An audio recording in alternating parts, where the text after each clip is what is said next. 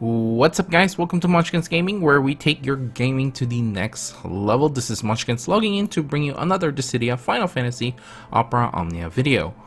And welcome back to another Should You Pull video, where I give you reasons why you should or should not pull for the upcoming banners for Dissidia Opera Omnia. In this video, we are going to be taking a look at the next raid event banner, which is a Sanctuary Keeper event.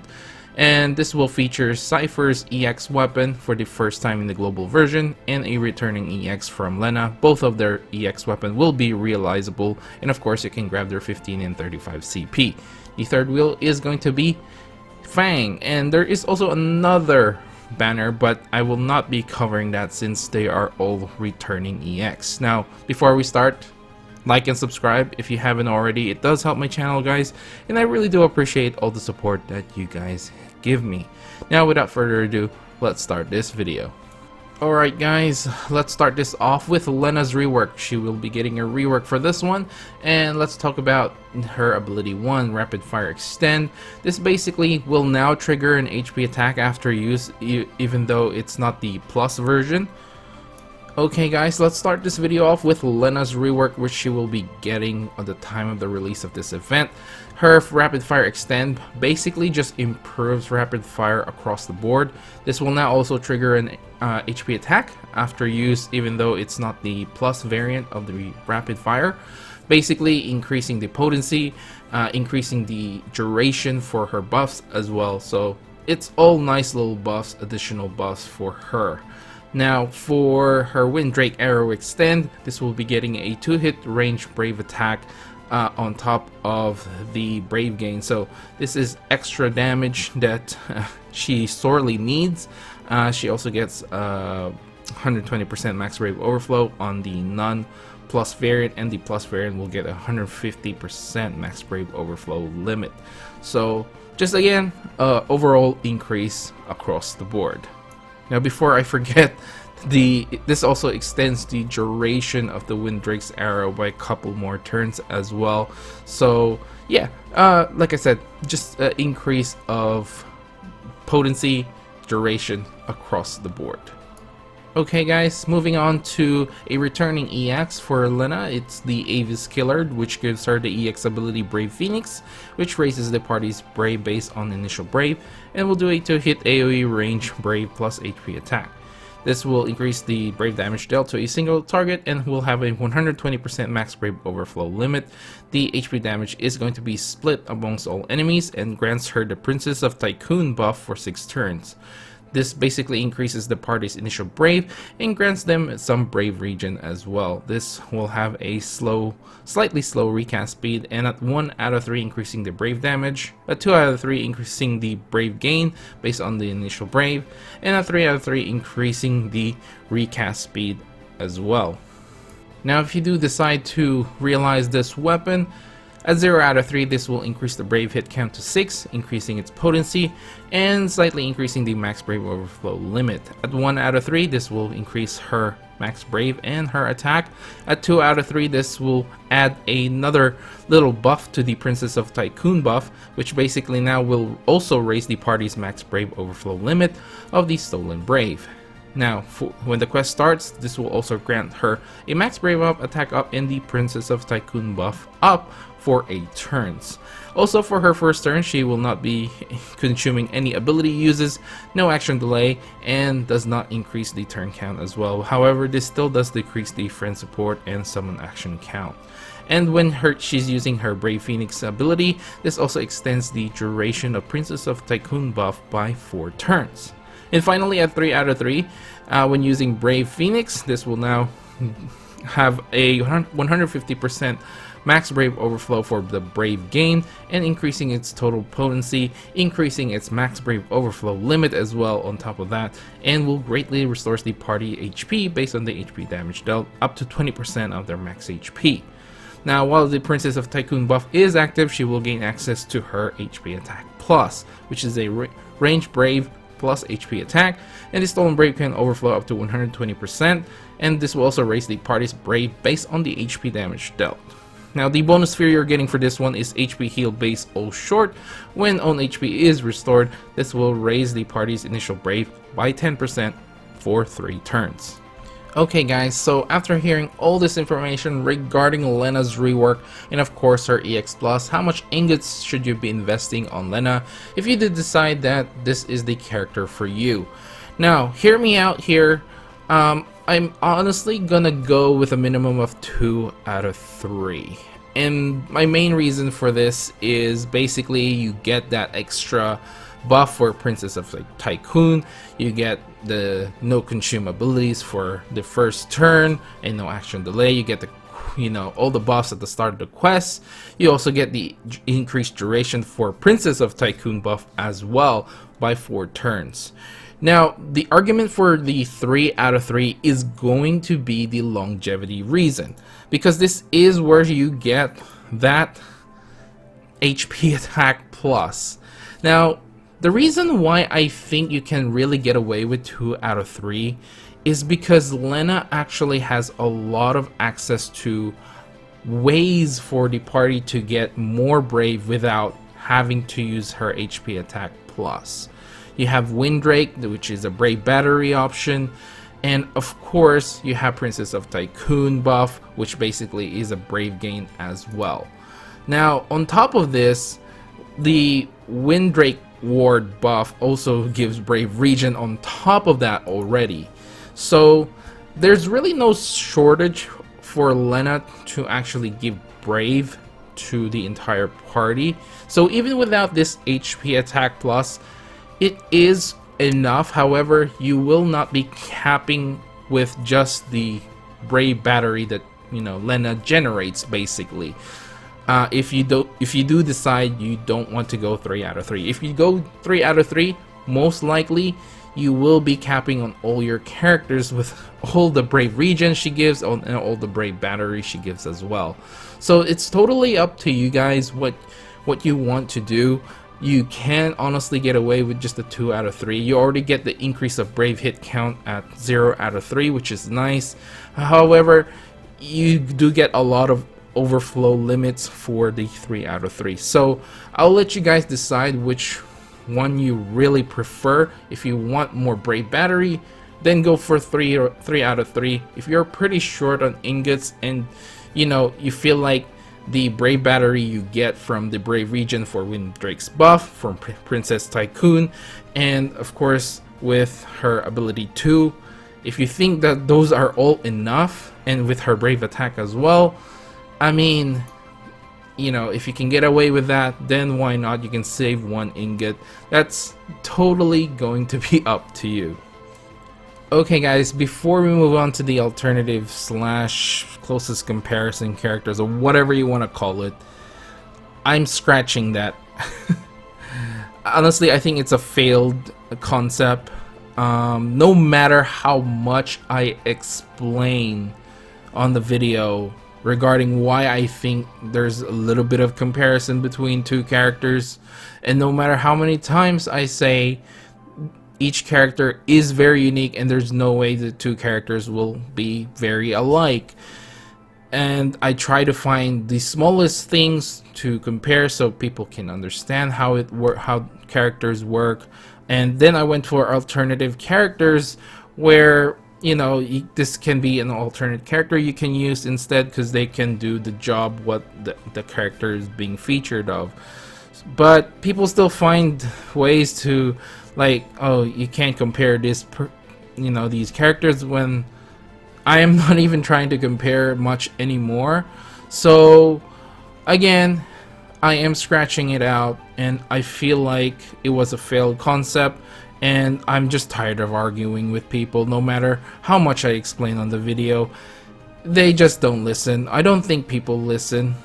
So, they just see the icon or the character there and they be like, oh, that doesn't sound right, that doesn't look right, and doesn't even listen to what I have to say. So, altogether, I'm just scratching it out.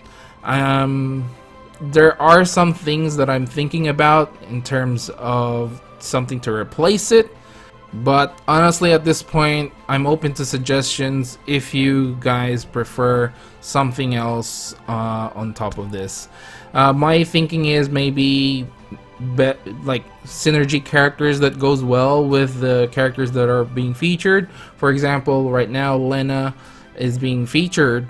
There are synergy characters that go along with her, like for example maybe, you know, Squall is pretty good because he gets a lot of initial brave up from Lenna's buff, so he works really well with her. He gets the brave regen on top of that. You get max brave overflow limit as well. So, you know, things like that. Maybe let me know down in the comments below if you can think of anything else, but at this point in time I'm just scratching it all together. Anyway, moving on from that little rant, let's talk about SEFER'S rework. Of course, we'll talk about his first ability, No Mercy Extend. This will get 2 extra uses.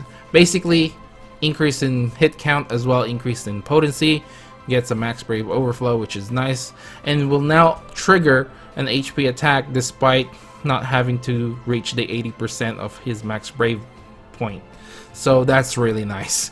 The other nice thing that this adds is the 50% splash damage to non-targets, which he didn't have previously. So this is really great for No Mercy.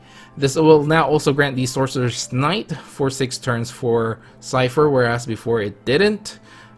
Before it was only Bloodfest that actually grants this buff. So now when he has Sorcerer's Knight active, he gets the HP attack plus, which is an AoE range brave attack plus AoE HP attack. Damage is split amongst all enemies and increases moderately increasing the brave damage to a single target, and deals greater damage against debuffed targets as well. Now for the Bloodfest Extend, this basically has increase in hit count once again, increase in max brave overflow, and pretty much that's it, because it previously granted the Sorcerer's Knight buff, which basically, by the way, increasing his attack and max brave, and also increasing the chance of debuffing targets, I believe. So the brave attack plus still remains the same. Nothing's really changed dramatically on Bloodfest except for the increase in brave hit counts and potency. Okay, now let's move on to his EX ability, and his EX weapon is called the Dreadnought. The EX ability he gets for this one is True Demon Slice, which is a 6-hit AoE range brave attack plus single target HP attack.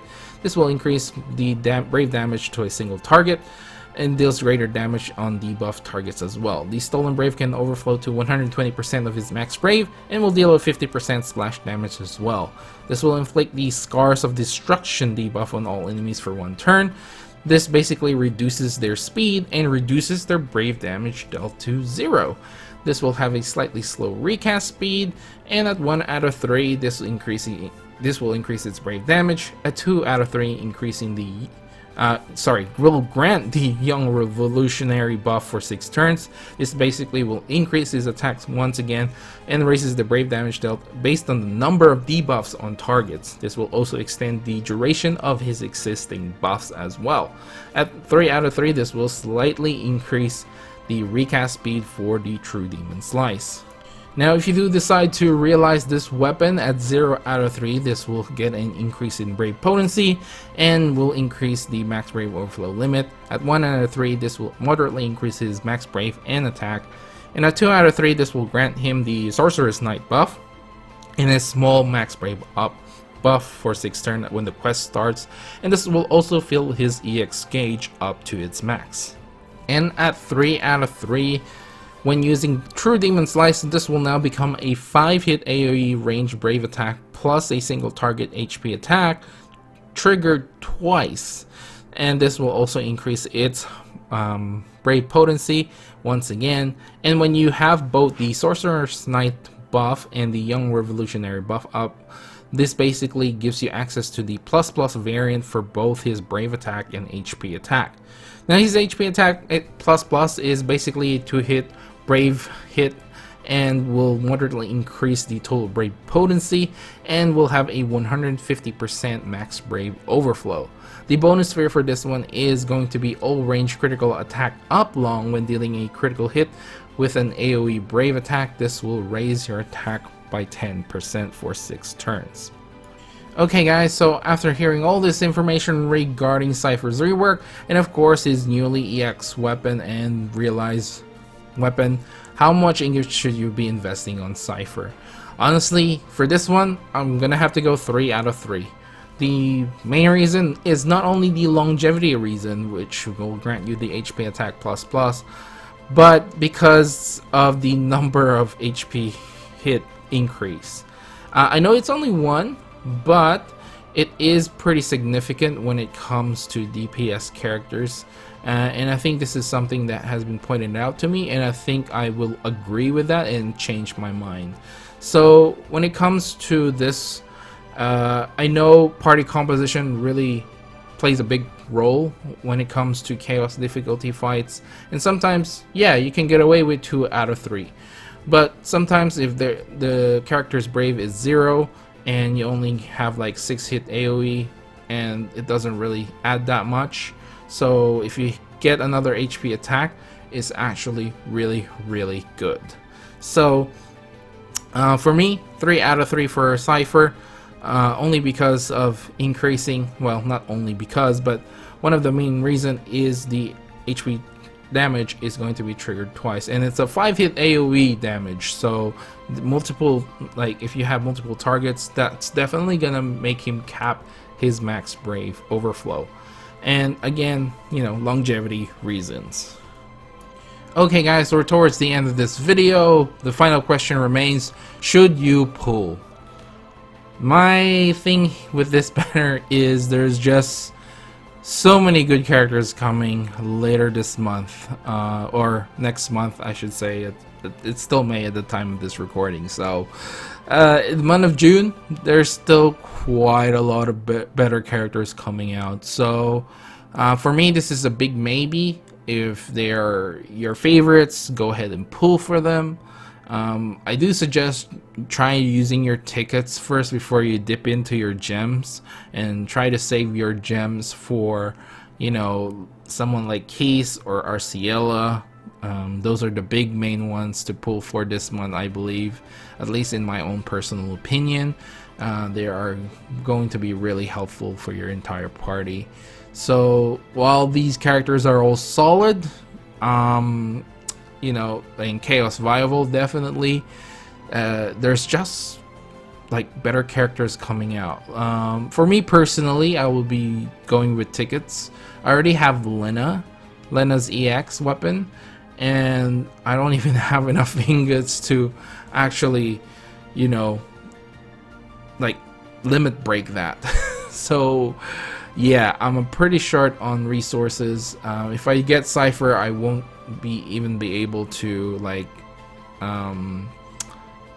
get it past just realizing it. Basically, I have books, but I have no ingots. Pretty short on the ingots. I'm saving those for Arciela, and hopefully by the time Keys comes out, I have enough again to max him out. So yeah, I'm at that point in the game where I'm pretty short on resources.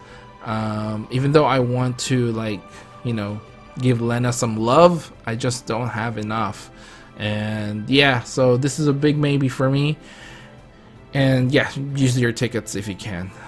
Get away with it. Try not to use your gems. Anyway guys, I'll end the video right here. Now before I do go, once again, you know, the thing with the alternative characters and stuff, if you skipped through this video and missed out my little rant just before SEFER'S thing, I'm taking in suggestions what you guys want to replace that with, because, and hopefully things that will take less arguments, and you know, I don't know, because no matter, like I said, no matter how much I try to explain, people seems to, like, my words just seem to go in one ear and out the other. So I'm trying my best.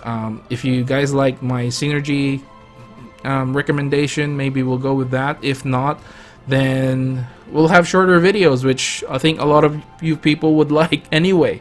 So yeah, shorter videos, or replace it with something else. Let me know down in the comments below. Anyway, let's end that with that note, and make sure you guys click like and subscribe if you haven't already, because it does help my channel, guys. It does help my channel, and it helps with the YouTube algorithm as well. And you can hit that bell button as well if you like, so you don't miss out on any of my videos. And of course, leave down in the comments below what you think of this banner, and of course, if you are going to pull, which one are you after? Let me know down in the comments below. Make sure to follow me on Twitter and on Facebook at Monchkinz Gaming. This is Monchkinz logging off. Thank you very much for watching, and I'll see you guys in the next level.